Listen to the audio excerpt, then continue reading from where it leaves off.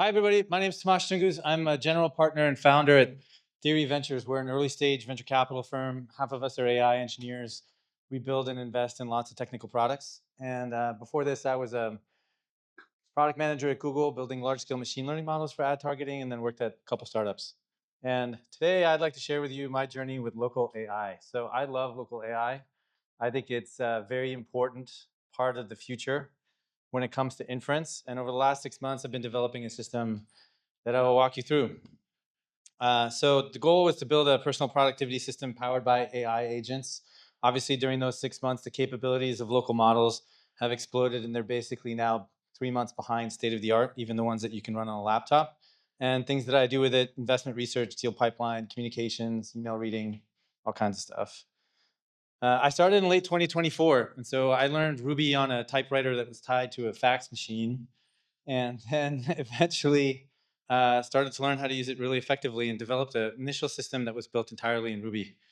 I had 37,000 lines of code in December, and then I'll walk you through why I migrated to Rust and then the impact, and then we'll talk about a new technique that we've been using internally called skill distillation, which allows you to take a lot of the intelligence of a large model and actually condense it into something that a small model can use and what the overall impact is. So started with the initial system, about 103,000 lines of code across 213 files. And we were using techniques like DSPY and JEPA. So DSPY is a way of breaking down a query and parameterizing it. So taking a component of the query that goes to a large language model and making it a variable. And JEPA is a Pareto optimization system for getting a prompt to perform. And what we noticed is that actually added a tremendous amount of complexity to the overall system, and so we abandoned it. Uh, but this is the way that it kind of works, right? You have a user manage all tasks in Asana. A large language model will pick up that task on a schedule, say every 30 seconds. At the time, I was going between Claude and Gemini. It was going to an execution file called execute.rb, hitting a bunch of APIs and then generating a result.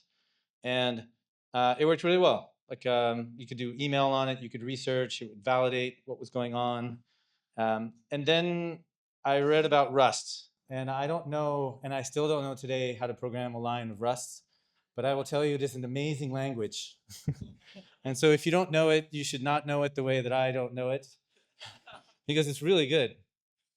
And so I started migrating with Codex over to Rust, and we were able to reduce the total number of files in half, and the total number of lines of code in half from about 103 to 46,000, so about 55,000 fewer lines of code, obviously a lot easier to maintain. We were able to double the total number of APIs or data sources or things that we could ultimately do with Rust. And one of the reasons, there's this great blog post that Cloudflare published called Code Mode, and the core insight behind Code Mode is LLMs are really great at writing code. So whenever you want to do something with an LLM, have it write code.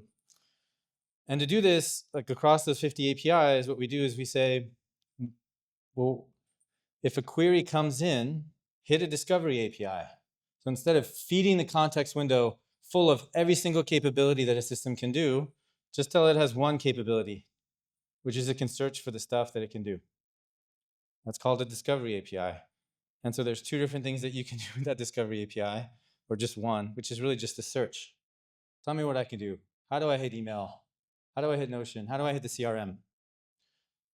And we got the 72% reduction in token count just as a result of this, because we're not stuffing the context window with every query, and a 99% routing rate of success.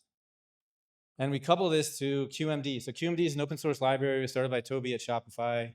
It's a markdown repository, and it contains lots of different information that might be useful for an agent. So when I tell an agent I want to do some really complex task, it hits a discovery API, and then it calls QMD. That new task comes in, large language model extracts the intent. What is the purpose of that task? It searches for any relevant information, which includes skills. We'll talk about that in a second. Maps those skills to the APIs using the discovery API.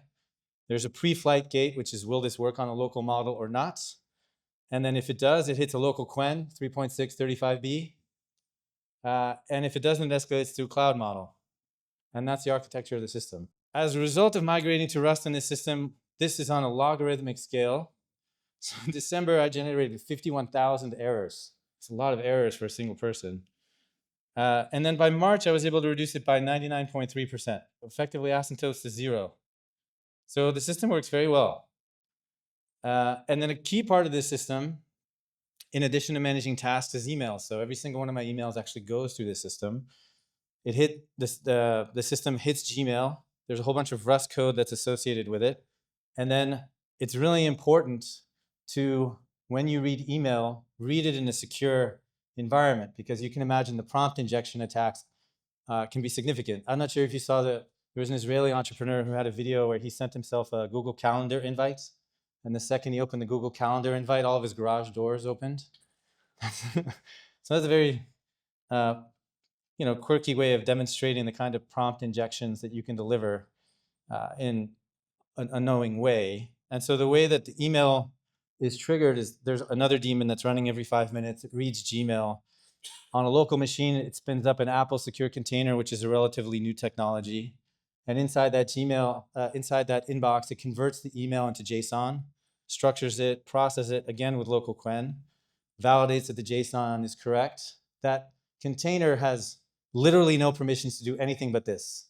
Cannot talk to the network, cannot read the file system, cannot call anything else. And so as a result, it's as close to a secure enclave as we can get. And then once that JSON comes out, then the large language model goes through the routine that I just walked you through, QMD pre-flight, hitting the discovery API, and ultimately generating the tasks. In addition, secrets management is really important. Everything's on the macOS keychain. We talked about the local first email architecture. So this is the way that it works. An email comes in, there's a secure email processor. The email is analyzed, it's actually categorized, and then the relevant skills or the workflows associated with that email. Is this a scheduling email? Is this a referral? Is this a pitch deck or whatever it is? And it's super secure. And so, okay, so what are the results of all this? Well, 92% of the decisions taken by the LLM are local when it decides what's to do. Across all model calls of everything I do on my computer, 58.2% actually run on the machine. This approximates Stanford research that was published last week that shows that for most white-collar workers, even for many basic coding tasks, about 70% of all your work can actually be executed locally. And in terms of all task completions, almost 99% of them are completed locally. So I live in this system. And just to give you a sense of what does this look like day to day, there's actually an agent that goes and captures what percentage of tasks actually complete end-to-end locally running quen. In addition, as a result of running local quen, I can do lots of parallelization. So what I found with Claude, particularly in Q1, was that I was often rate limited. But on a local model, I can have that quen answer 3, 4, 5, or 6, or 7 queries in parallel. And what we do is we take a task and we immediately classify it as a simple task or a complex task. If it's a simple task, automatically routes to the local model, fastest possible executions, typically less than 15 seconds to execute that task. If it's a little more complicated, it fills a local queue. And if it's really complicated, it fills a cloud queue. And so as a result of that, across 23,000 completions, we're able to reduce the queue length from 8.6 to 3.5 tasks being managed in any individual batch. And we get the queue age to drop by from 73 seconds to about 27 seconds. So overall, able to reduce the overall task duration for completion about 82%.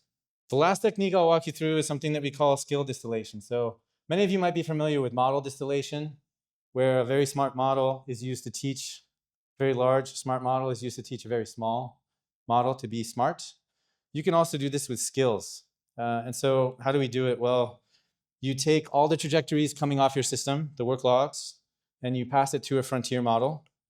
And you tell it, I want to find and cluster all these different logs across different kinds of tasks. And once you have the top 10 clusters, you say, create a skill. And create for me 15 to 20 eval categories. And make sure the skill can pass on the cloud model 100% of the time. And then once you've done that, you tell the cloud model, spin up a Pi agent or an OpenCode agent or a Mastra agent, as I learned recently, and iterate on the skill until the local model achieves 100%. And then when you have a task, for the local model that looks like that, the local model just executes the skill with better than 99% accuracy. And that's called skill distillation. And it works incredibly well. So anyway, that's the local system that we built. It's hugely, I think it's incredibly performant. And I think at some point in the future here, 50 to 70% of most people most of their tasks will actually be executed on the MacBook that's on your knees. So I'll open it to any questions about the system. Yes. Wait, I'm going to throw you a cube. Oh. Yeah. Is that a microphone? Yeah. That's Is that awesome. a static taxonomy of, what Mhm. category is this email and what do I need to do, or is that always evolving? Yeah, it evolves. So, I mean, there's like research categories. I mean, research 5 or 6, 7 different ones, but the LLM actually dynamically assigns. And then within QMD, there's a list of existing categories. And if there are a lot of unknowns, so every night there's an agent that watches all the trajectories and suggests new skills to create. And so one of the tasks that comes in is like, you should really evaluate whether or not you want to create this skill. The thing is, over time, as you have like, I don't know, there might be close to 100 skills, you sort of asymptote to 100%, right? And everything else is an exception, which is fine. Yes. Oh, let's get you the, oh, wait, sorry. We'll get you the cube in a second, Joseph. Go ahead. Do you use multiple different local deployments of models, or like is there a single model and just the different skills for different tasks? Or do you think this is email specific or would scale like other running and tasks?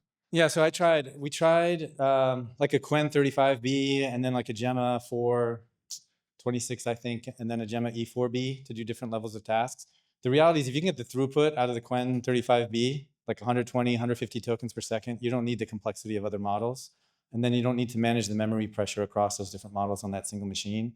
Because over time, even if you have like 128 gigs, there's a lot of memory contention and a lot of paging and writing the KV cache to disk that you probably want to manage. But if you have a single model, it'll just go.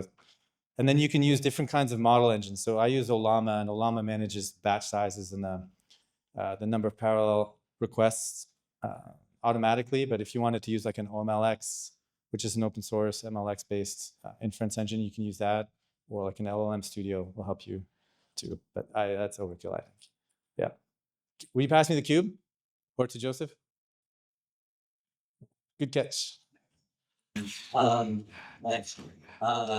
So a couple questions. One is, you said that this is a local model, but it's 32 billion parameters. Is that like typical for most people to be able to run on their laptops, or is that a little bit large? Yeah. Good question. So take the number of parameters. That's roughly the amount of RAM that you need. So there are two different kinds of models. There's a sparse model and a dense model. The sparse model, so that Quen 35 billion parameter model only has 3 billion active parameters at one time. So it needs to load the 35 billion into RAM, so it needs to pop 35 gigs of RAM, but at any one time it's only reading or interacting with 3 billion of them. That's called a sparse model, or a mixture of experts. There's a very similar model called a Quen 3.6 27 billion parameter model that's sparse, it's dense, sorry. And so that has 27 billion parameters, so you need less RAM, but every single time a query goes through, all 27 billion parameters are activated, so it's much slower. So like the 35B model will probably get you 140, 150 tokens per second. The dense model will probably get you closer to like 30. And so you're trading off response for a little bit of accuracy. They need like 64 gigabytes. You need 64 gigs. Okay. And then how often do you find that this routing is like routing incorrectly, where you end up getting some output from the small model because it's accidentally getting a task that's too complex for it? Yes. So if you have 6 to 8 comments with significant context, it overflows the window. Has a really hard time. So at that point, like if you're a research report and then you have a question about that research report and then another question about that research report, it'll start to be confused. And so we have not yet built active context management. You basically want to be able to summarize the previous notes and then put that in, or like integrate a memory system like a Letta or MemGPT, but we haven't gotten there yet. Thanks. Yeah. Let's do 2 more questions. Right behind you. Hi. I have a question, and maybe I don't understand the system quite well. I was recently looking into Fireworks AI based on all those inference platforms that provide access to open source models on cloud. What's the main difference and benefits using a platform like this versus running it locally? Is it security or what? Well, running locally is free, Oh, I see that. right? So there was a weekday I burned through 250 million tokens a day.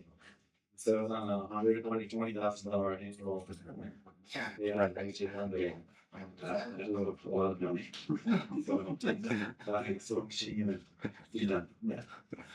Any other questions? Yeah, one more. I can speak on. Can you speak a little bit more about using frontier model for your skill distillation? Mhm. If you were to write a manual skill versus, automatic skill, like. Yeah, do not write a manual skill. Do not write a manual skill. Yeah, the computer will do much better. Okay, I mean, I think it works when you're talking about smaller tasks, like just single amounts of data. When you're talking about engineering, intelligence and production. So skill writing is important, and I don't know if we could have all these through frontier models to consider.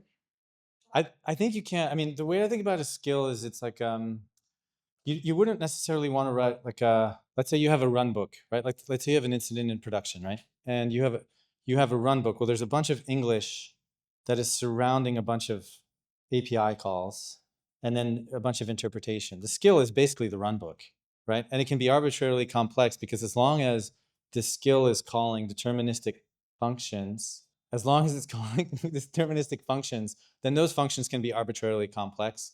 And so the skill is just a high level recipe. Yeah. Yeah, I think you can make them unbelievably complex. You can compose them. So some skills refer to each other and then they're nested. And then the only thing that you really have to be mindful of is the context window that you're filling at query time. Yep. Yes, you can run different subagents. The more subagents you have, the more sophisticated the model that you need. Right? I think this is the benefit of Fable, is it can farm out to, or like Kimi K27, like you can really farm out to 20 to 50 different subagents. But the benefit of subagents is you have synchronous parallelization. Not that many use cases where you really need like 50 things to happen simultaneously. You can really batch them. And then the benefit of this is another big push that we believe in is, if you wait 5 minutes for a task, you can save like 97% on your inference. And reality is most of us are not in need of an inference within like 2 minutes. Yeah, my pleasure. Thank you, everybody.